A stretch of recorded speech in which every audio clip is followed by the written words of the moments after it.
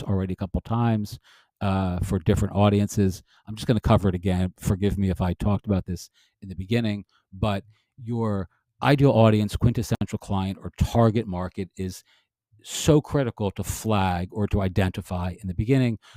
I've created an empathy map that you can actually use to help you with this.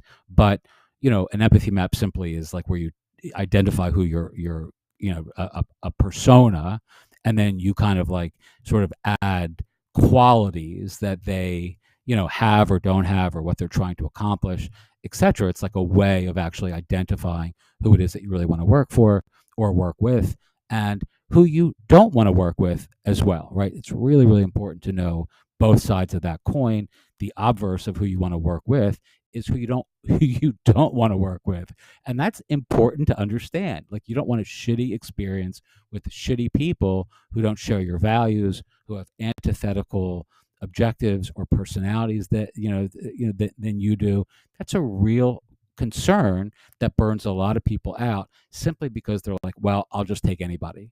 Whoever wants to work with me at this point, I need the money, so I'm just going to say yes. That can be a real problem. I've had like bad experiences with people who I knew from day one were not good fits for my personality, right? Or my workflow, or what I consider to be respectful, kind of communication, right? And I've had like bad experiences with real humans, on phone calls and in person, that have been a consequence of that. And, it's interesting because you'll find that those folks, and it's very rare, but when it happens, it can be life deranging when you're working with somebody who is just obnoxious, overbearing, pushy, and, kind of really wants their, they want their slice of your life to be the biggest piece of the pie.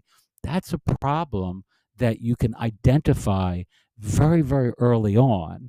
And it's most easily identifiable in the lower hanging markets, right? When people are paying less, they tend to be more demanding. When people are in your higher end programs or your higher end financial commitment tiers, they tend to be more respectful, more collaborative with respect to communication, et cetera, et cetera. All right. I don't want to go too deep into that, but that's something that everyone should consider.